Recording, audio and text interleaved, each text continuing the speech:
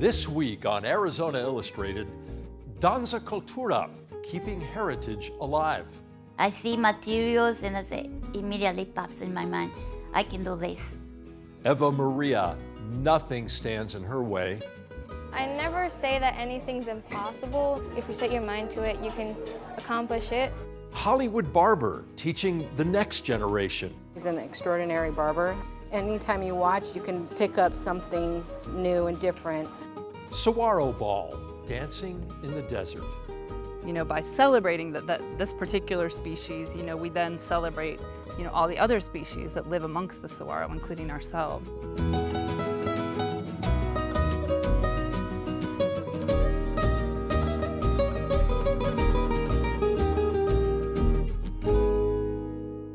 Welcome to Arizona Illustrated. I'm Tom McNamara. Last year, producer Sandra Westall and photographer Arlene Islas spent some time with Carmen Baron, who arrived in Tucson in 1973. She grew up in a small town in Sonora, Mexico, where as a young girl, her mother would place her on her lap while she worked at a sewing machine. That's where Carmen first learned how to sew and when she first fell in love with folklorico.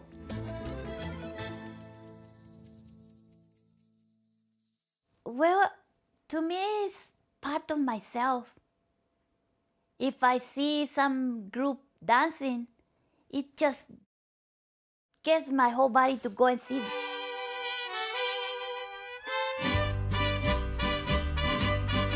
When the music used to come, like bands used to play in my hometown, like the fiestas, it was a ticklish in my feet.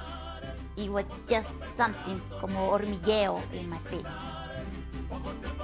In 1973, my father moved us to United States.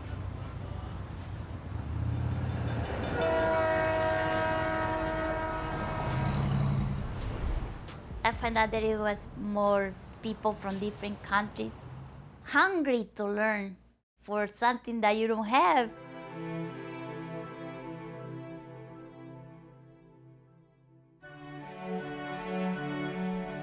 So I started taking baile folklorico for 8 years at Pima. After graduating from College of Architecture, I used to have a very good job and I had the money to buy all the fabrics.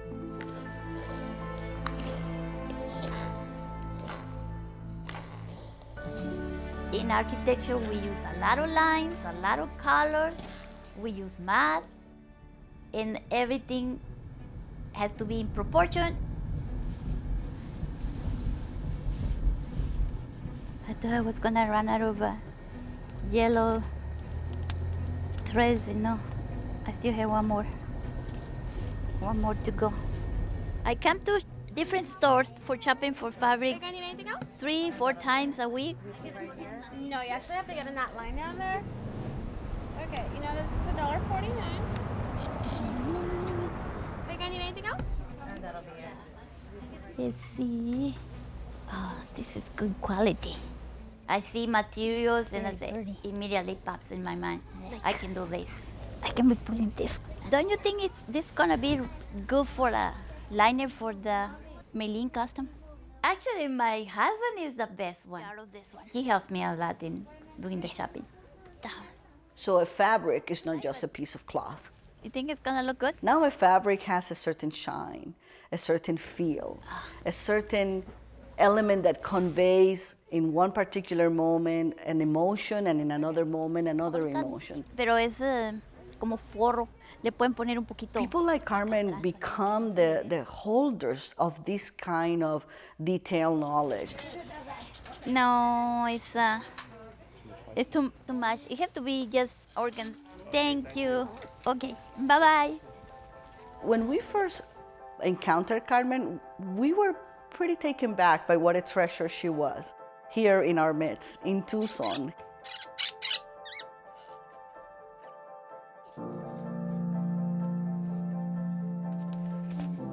Well, this carpal, it was empty 25 years ago, and since then I started collecting materials.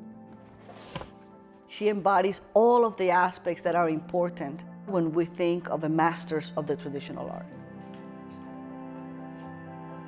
she adds so many dimensions of texture and depth to what we thought we knew about the folklorico dance movement.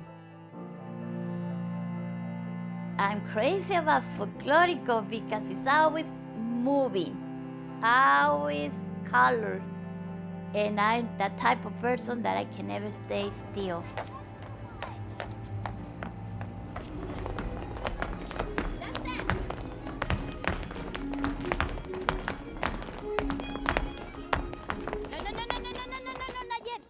That's not your turn. That's another costume. That's a different costume, okay?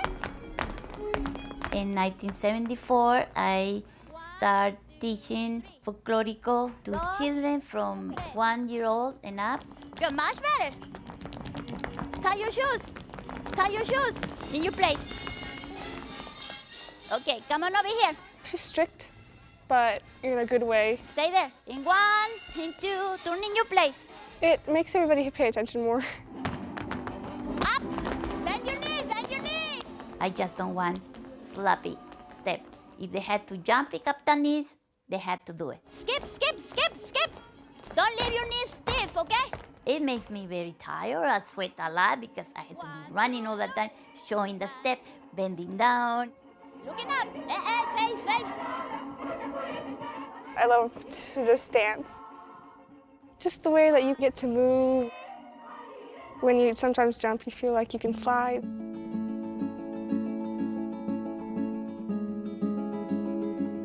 Well, I've known her since I've danced here, so for a really long time. Lila is our only daughter, and we were so excited to introduce her to the world. Since my parents are from Mexico, I wanted her to be able to learn as much as she can from Carmen so that she can carry this forward. Carmen has been at this for a long time, and if you think about the timeline of her body of work, she really belongs to that era when the folklorico movement begins to spread in the United States.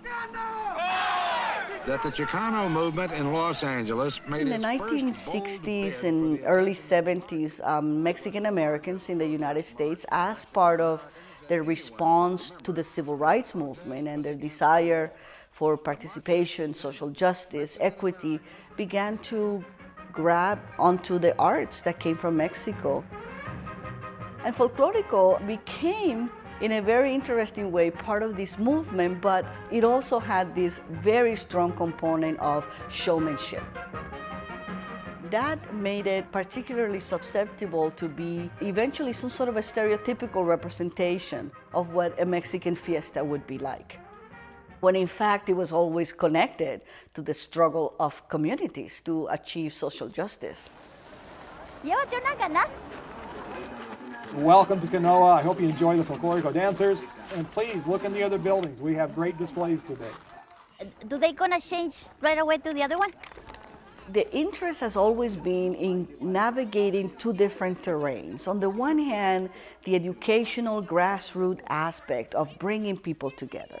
At the same time, there's this aspect of the artistry within it. Everybody's been getting hit on time, so I've not been. And Carmen is right on the spot of that kind of craftsmanship that makes folklorico more than just a fun dance on stage. Okay, lista. She's made so many dresses. It's great that she can make them, but it's just like amazing how she can make them.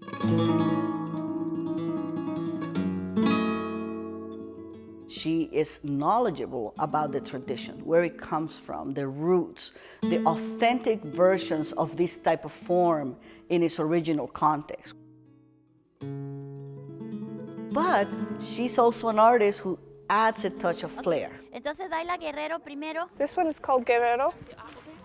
It's basically a dress, but there's also a skirt underneath. Go, don't get too close. Go, go, go. I like the folklorico all the time to be fresh.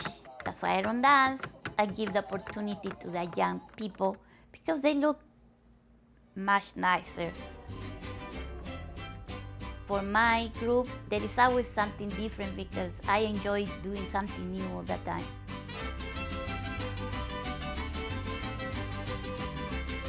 people get recognition in galleries, in big performances, in shows. Very few of the people behind the scenes Cuando bailen. who are the holders of knowledge and who are so devoted to the specific practices of keeping something alive.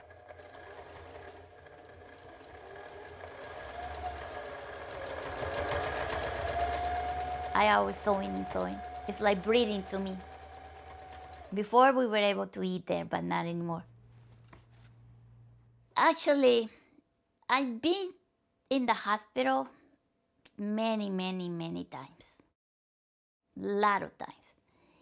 And a lot of time is just have been told it's a matter of death or life. And I said, no, in my mind, my kids are still young, they're not prepared. I keep thinking, and I said, I have a lot of materials and I keep buying more material, like if I'm never gonna die. I'm very positive that I'm gonna live to 100 years.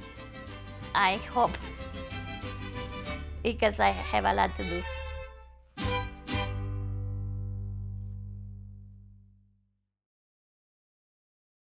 Evamaria was a freshman at University High School last year when we caught up with her in the classroom. She has a unique perspective on learning and life with high aspirations and no limits in sight.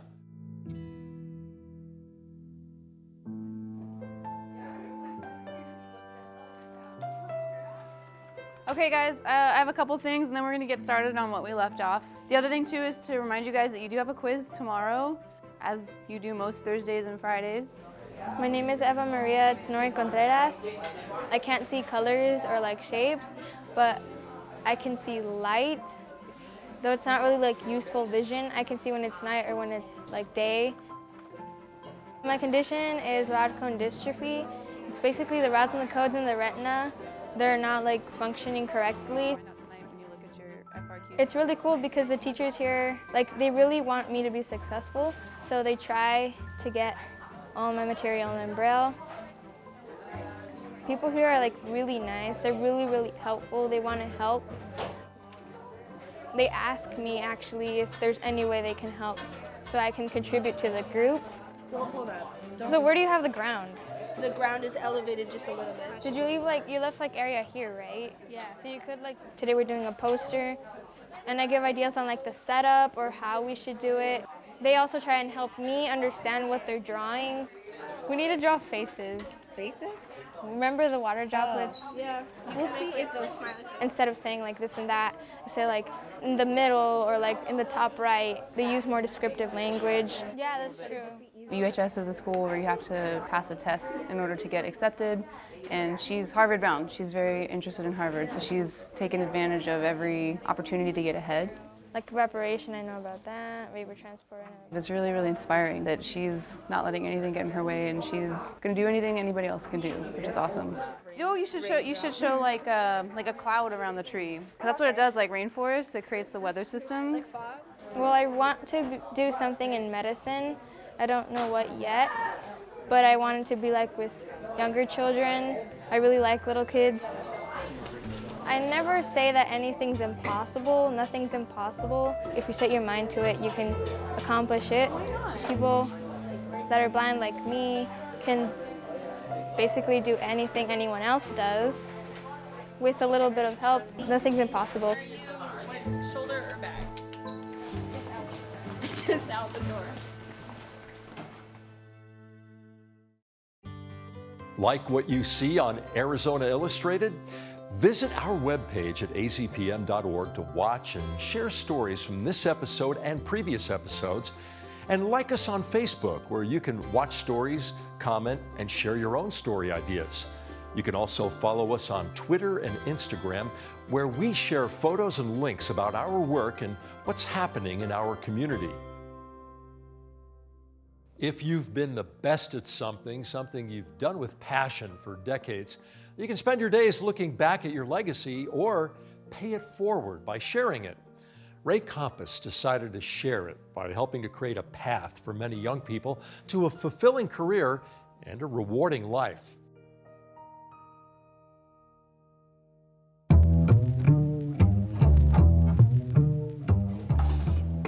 wants this place to look nice. Everybody has a chore, so get your chores done.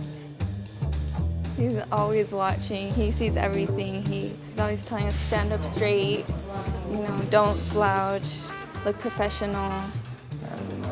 I feel like I'm privileged to learn from someone that good, and he started just when he was young as me, so hopefully I'll end up just like him.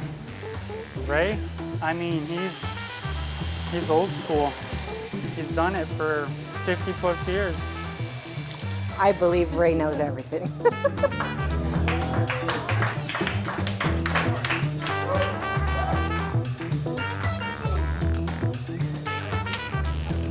Let's say you're walking in here to the shop. I'm not looking at your shoes and I'm not looking at your clothes. I'm looking at your hair. Picture the haircut and that. I tell them we're not selling clothes, we're not selling shoes. We're selling haircuts. My name is Ray Compass and I'm the owner of Hollywood Barber College. Remember the light spot is your guide, okay? I'll be 81 next month. Start a little lower than that, okay? I've been the teacher, for quite a while. I don't know, something like 22 years now, I guess. Put this comb in this corner here. Oh, I've learned everything from Ray. Very good, very good. Just watching his techniques. My name is Cara Denius, and I am an instructor here at Hollywood Barber College. The straight razor, you need to make sure that you're not pushing too hard down. As a student, I loved it. That's why I came back. I consider him family. He's an extraordinary barber. I've learned so much. I learned still so much. You're more susceptible to chopping it off, so nice and easy. Anytime you watch, you can pick up something new and different that he might do that maybe he might not say. So you just kind of watch the detail. I think that's exciting. Let your eyes show you the darkness, the shadows, the shadows, make a good haircut. If you take it by the ear, that's what? My folks want me to go to college. They couldn't afford it, So I seen the ad in the paper, Tucson Barber College. My group was the second group of graduating from there, so that's how I got into barbering. I work at night and came to school in the daytime.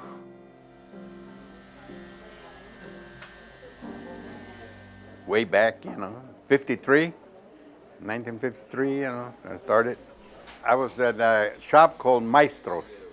Good, an Italian guy. He offered me a job while I was in barber college, see. He taught me a lot of just how to take care of customers, Por este lado de acá. Yeah, that's where you mix this part. Yeah, you're gonna grab it this way. It's not just somebody you're gonna take it $6-7 away from him, You gotta treat him special. Nice. Thank you, Ray.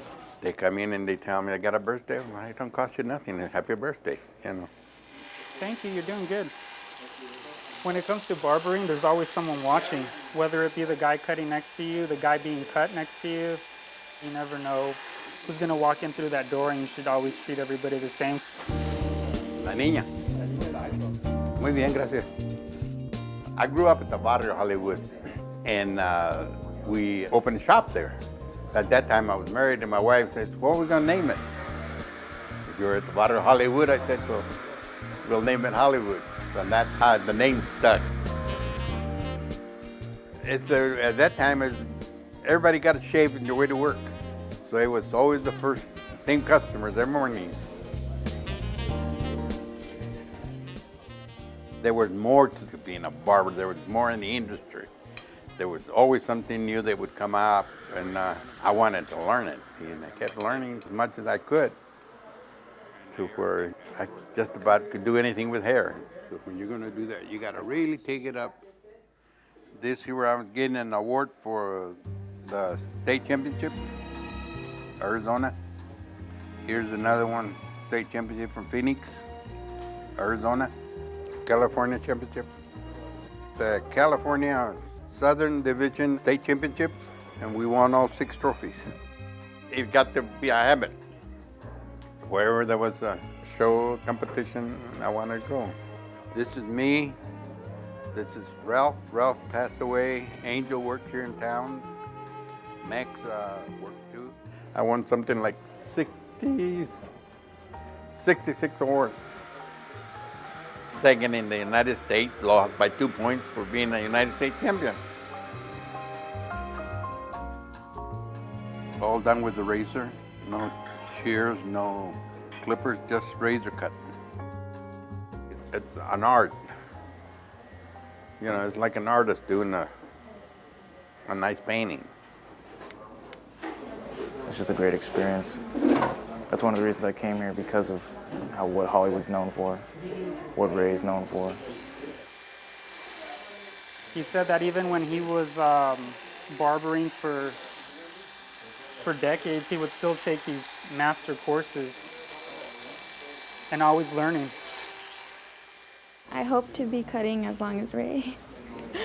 You know, the more you cut, the more experience, the better you get throughout the years, you know. My mom and my aunts, they all are barbers. They all came here 8 years or more ago.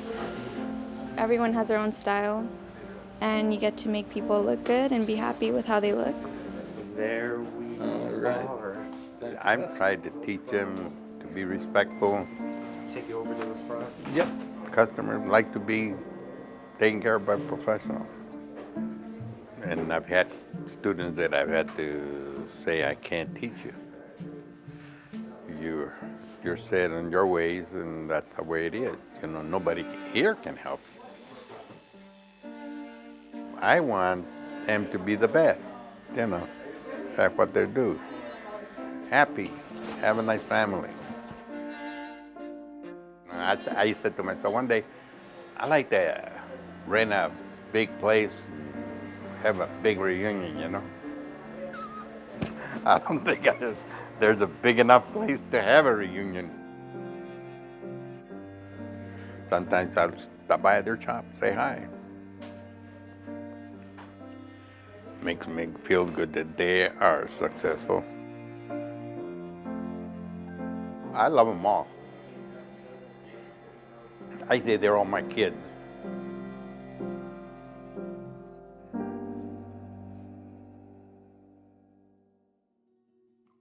In October 2016, Tucson performance artist Kimmy Eisel organized an old-fashioned ball on the eve of the National Park Service Centennial Celebration.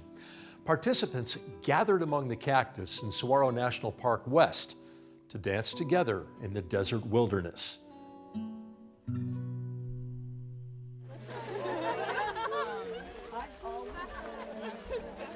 Kimmy told us we needed to dress up. And we are such a casual town that we don't dress up that much. You know, when you go to a dance, you dress up.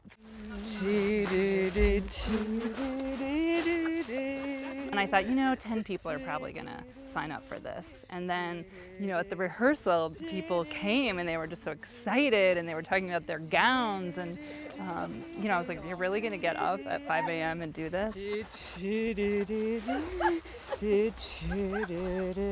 You know, I had this vision to do this Fellini-esque event about 1.5 years ago, and I knew that the centennial was coming up, so it seemed an appropriate time. Okay, y'all, you may start finding your dance partner. We are here to celebrate the 100th anniversary of the National Park System, to honor our park, the Saguaro National Park, and then within that, the flagship species of the saguaro. Darling, the sunshine grows brighter when you are by my side. You make my troubles seem lighter. The project is called Standing with Saguaros. I'm the director, and it's presented by Borderlands Theater. Dark and dreary. I had been exploring this idea of what does it mean to duet with the saguaro cactus. So how do you partner, which means a lot of different things, obviously. How do you partner with another species? I'll remember your love in my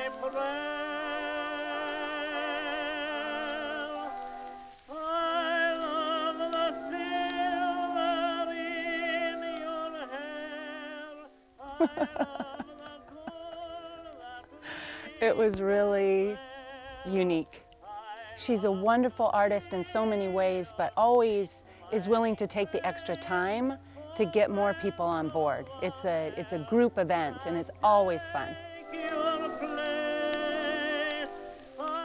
Saguaros all have their own personalities, and they have different ways of standing, different ways of moving.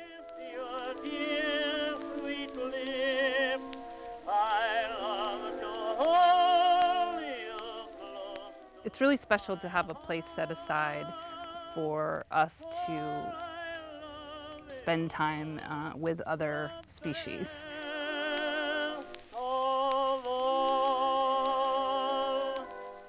This is a beautiful act of Congress that gives us this gift that we can spend time outside and know that plants and animals have a certain kind of protection that they don't have elsewhere. Saguaro National Park is 80% wilderness, and so we have this wilderness area in an urban area. We have a growing population of 1 million people, and we will never, ever not have this wilderness.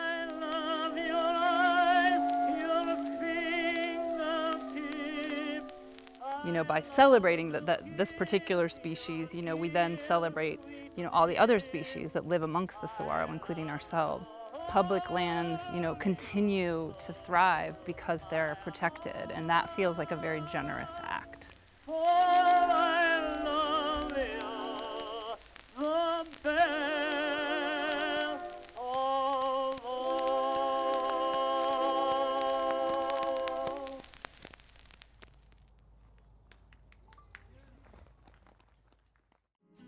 Thank you for joining us here on Arizona Illustrated.